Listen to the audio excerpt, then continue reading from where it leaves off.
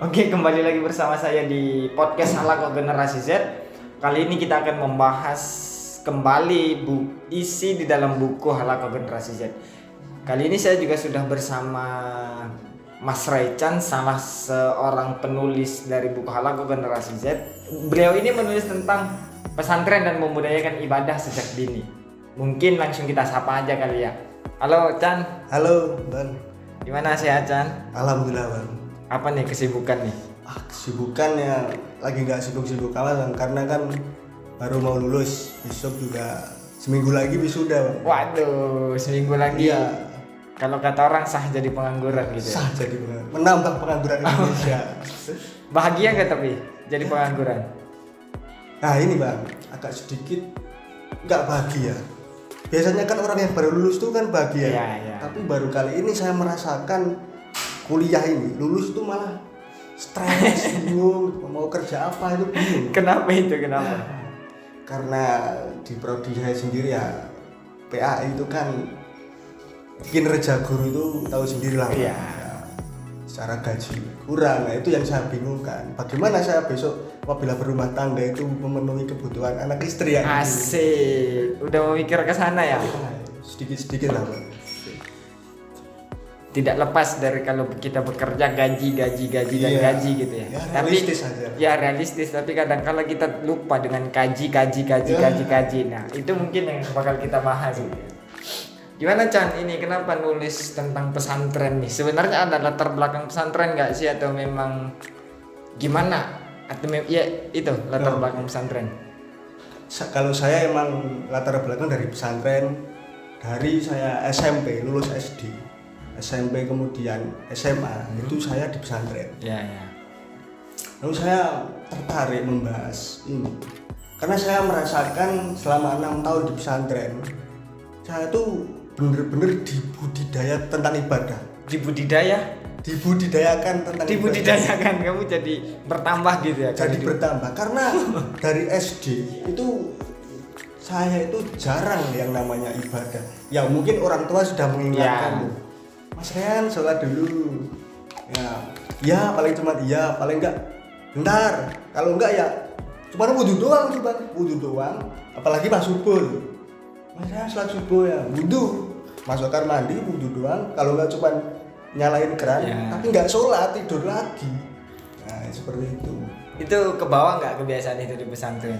Nah, alhamdulillah ketika di pesantren yang dulunya saya seperti itu, kemudian diajari tentang kebudayaan ibadah, jadi ya mengikutilah budaya pesantren terutama tentang ibadah itu. Nggak bisa berarti di pesantren itu ya kayak gitu tadi. Iya, nggak bisa. Nah itu berarti latar belakangnya memang seorang orang pesantren menulis tentang pesantren juga nih. Terus selain itu bahas apa sih dalam buku itu, teman-teman yang nontonin mau tahu nih apa sih yang kamu bahas tuh? Yang saya bahas ya tentang generasi Z ya, generasi Z. Bahwasanya generasi Z sekarang itu lebih cenderung lebih sulit disuruh ibadah.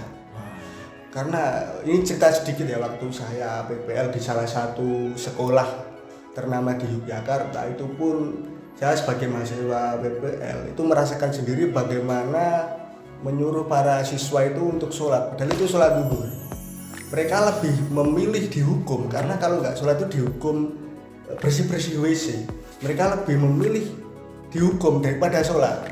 Kalau nggak sholat misal gini, sholat nanti dihukum loh, ya udah nggak apa-apa, saya bersih-bersih WC aja. Seperti itu Bang. Nah itulah latar belakang yang memang para orang tua itu harus tahu bahwasanya pesantren itu sangat penting, bahkan sangat perlu bagi generasi Z seperti itu. Istilahnya rumusan masalah kedua ya itu. Selain tadi latar belakang background yang memang merasakan dulu susah ibadah setelah masuk pondok jadi gampang. Yang kedua ketika PPL terus ternyata melihat generasi sekarang disuruh sulit ibadah gitu ya. Selain itu tadi kan faktor tuh kalau dikatakan rumusan masalah. Dan itu apa Chan kamu ini? Selain itu karena ibadah itu kan wajib ya. Wajib bagi seorang muslim. sebenarnya kan kalau kita meninjau dari keluarga itu udah wajib harusnya mengingatkan tentang ibadah. Bahkan Rasulullah sendiri itu sudah bersabda dalam hadisnya, apabila memiliki anak umur 6 tahun atau bahkan 10 tahun kalau nggak sholat maka pukullah gitu.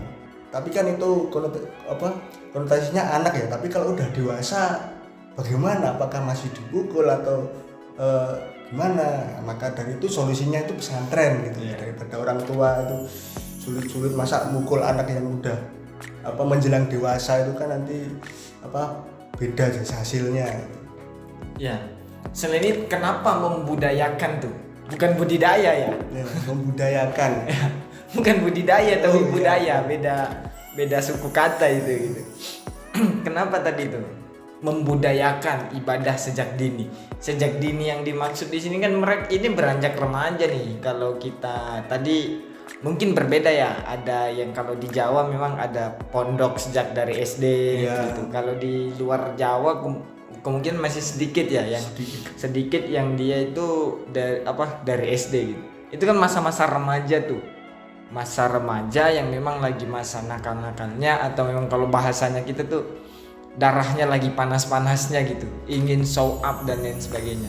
Itu gimana sih Chan kalau kamu tuh kenapa ngambil budaya ibadah sejak dini gitu? Sebenarnya kalau dibilang bahwasanya anak seusia lulusan SD atau SMP remaja itu kalau dibilang lagi nakal-nakalnya tuh kurang tepat. Ya emang lagi masa-masanya seperti itu.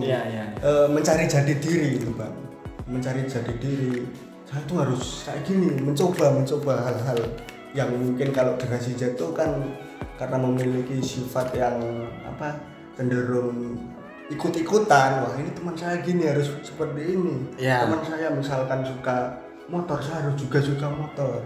Teman saya suka konser, saya juga harus suka konser gitu itu.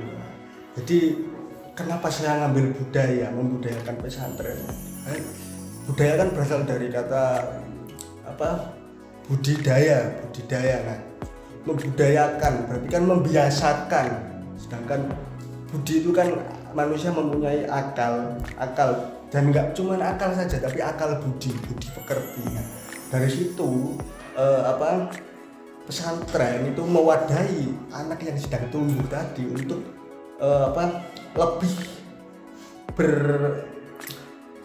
lebih membudayakan tentang ibadah tadi, karena ya cerita di belakang sulit banget ibadahnya. Proses selama kamu menulis tuh apa sih yang berat kamu rasakan tuh selama menulis itu tulisan tentang pesantren yang membudayakan ibadah sejak dini? Ya kalau ditanya yang berat yang saya merasakan hal yang begitu berat ini Bang. Saya itu menulis tapi saya tuh masih belum seperti yang dituliskan ya. Maksudnya saya misalkan nulis ibadah, kadang saya juga ibadahnya masih kurang seperti itu, tapi saya mengajak kepada para pembaca memang saling mengingatkan ya, terutama untuk diri saya pribadi sebagai penulis dan untuk kepada pembaca itu agar bahwasanya ibadah itu penting gitu. Itu ya prosesnya itu berat proses dari batiniah gitu ya. Coba tadi kita udah bahas sedikit tuh latar belakang terus isi dari tulisan kamu tuh tadi tuh. Apa sih solusi yang ingin kamu sebutkan? Mungkin kayaknya pernah karena memang editornya ya, saya baca konsep yang kamu bawa itu kan tentang bagaimana sih sebenarnya kita ini sejak dini membiasakan ibadah. Karena budaya di pesantren itu budayanya itu kita 24 jam bersama, ibadahnya bukan hanya ibadah mahdoh tapi ibadah muamalah. Nah, akhirnya kamu menyebutkan tuh diisi dalam tulisan itu orang-orang yang berperan gitu. Mungkin teman-teman yang menonton ingin tahu tuh siapa aja sih sebenarnya orang yang berperan yang kamu sebutkan tuh di dalam buku. Pesantren itu kan adalah suatu lembaga sekolah ya, kayak sekolah biasa. Sebenarnya ada guru. Kalau di pesantren kan ada yang namanya ustadz atau bahkan pengurus atau biasa kita sebut sebagai mudabir ya. Jadi peran ustadz atau kiai atau mudabir itu untuk mengajak para santrinya untuk melaksanakan ibadah. Dan tentunya nggak cuman secara lisan saja, kan, tapi Ustadz itu alangkah lebih baiknya itu menyentuhkan terlebih dahulu. Bahwasanya udah waktu asar, ayo adzan, ayo ke masjid, itu Ustadznya juga datang ke masjid, itu harusnya ya. Agar para santri yang menuju dari jahiliyah menuju ke Islamiyah itu bisa melihat. Ustadznya ternyata seperti itu, ayo saling mengajak ke kebaikan, jadi kayak ada magnet positif gitu lah. Selain itu tuh tadi, selain ustadz atau mudabir tadi, siapa aja sih yang berperan gitu, yang pernah kamu rasakan aja deh? Lingkungan, Terus lingkungan sekitar pondok gitu ya. Lingkungan Berarti sekitar kalau pondok. santrinya bejat ya bejat juga gitu. Iya, karena itu sangat pengaruh memang, Bang. Pengalaman saya di pesantren itu ada, kita sebut masyarakat sekitar. Nah, itu kan ada peraturan bahwasanya pesantren itu dilarang keluar malam atau kabur. Kebetulan di samping pesantren saya itu ada sewa rental PS. Nah, justru masyarakat yang mempunyai jasa sewa rental itu memberi fasilitas untuk para santri. Apa tuh yang salah tuh kalau di ini? Itu kan konsepnya tadi tuh. Inilah lingkungan berpengaruh terhadap ibadah. Apa tuh pengaruhnya tuh tadi di situ kalau menurut faktornya? Kalau dari faktornya, misal para santri udah melaksanakan ibadah, terkadang dari masyarakat tuh bertanya tentang ibadah. Bahkan cukup melihat, wah santri pada ke masjid, masyarakat tuh akan tersadar, ayo kita ke masjid yuk, santrinya juga ke masjid itu. Nanti masjid yang di sekitar itu jadi ikut ramai. Seperti itu contohnya. Mungkin terakhir nih, harapan kamu nih melihat pesantren, sekarang banyak kan pemikiran orang pesantren itu inilah tempatnya orang-orang nakal dimasukkan, terus atau orang tua yang tidak mau mendidik anaknya secara ibadah gitu. Terus ada juga yang mengatakan orang ketika keluar pesantren dia kayak singa kelaparan, semua mau dilahap. Mungkin gimana sih pandangan kamu sedikit aja tentang pesantren itu? Pesantren itu sebenarnya bukan tempatnya orang nakal terus dimasukin pesantren menjadi baik. Jadi orang pesantren itu bermacam-macam. Ada yang memang baik dari rumah atau dari latar belakang, ada yang memang kurang baik, bukan tidak baik, kurang baik lalu dimasukkan pesantren. Tapi di situ antara orang yang belum baik sama yang sudah baik itu saling memberi support gitu. Jadi saling istilahnya kalau fastabiqul khairat gitu, berlomba-lomba dalam kebaikan itu seperti itu. Jadi nggak ada tuh istilah-istilah pesantren itu tempatnya orang-orang nakal ini. Nanti kalau keluar pesantren nakal lagi, itu sebenarnya itu nggak, salah persepsi salah berarti. Terakhir terhadap tulisan yang kamu tuliskan tuh, apa sih harapanmu kepada generasi Z khususnya, ataupun ya kita inilah dalam hal ibadah pasti sulit sekali tuh gitu. Harapan saya untuk generasi Z, ya karena saya juga sebagai generasi Z itu saya sangat berharap bahwasanya ibadah itu sangat penting. Bahkan sebenarnya ibadah itu bukan hanya sekedar menggugurkan kewajiban, karena kita manusia itu kan hamba Tuhan, kita butuh Tuhan untuk tempat bersujud ketika kita sedang susah. Terkadang banyak tuh orang sujud itu waktu ketika sedang susah, ketika sedang senang enggak. Nah, ibarat gini Bang, ibarat kan saya kasih contoh, ada seorang kuli bangunan yang dipanggil mandornya. Nah, mandor panggil tuh, Pak, kuli bangunan nggak dengar, dipanggil lagi, Pak, kemudian dilempar pakai kerikil kecil, tetap nggak dengar, kemudian dilempar pakai koin, dengar tuh, tapi diambil disapu, ternyata berhasil tuh pakai uang. Terus mandornya tadi berinisiasi lagi, melempar pakai uang yang 100.000 dikasih batu, malah diambil, tapi tetap nggak mendengarkan. Kemudian mandornya kan marah, lempar batu yang sangat besar, kemudian kena tuh kepala baru nengok. Nah, ini yang saya maksud tuh di sini kan.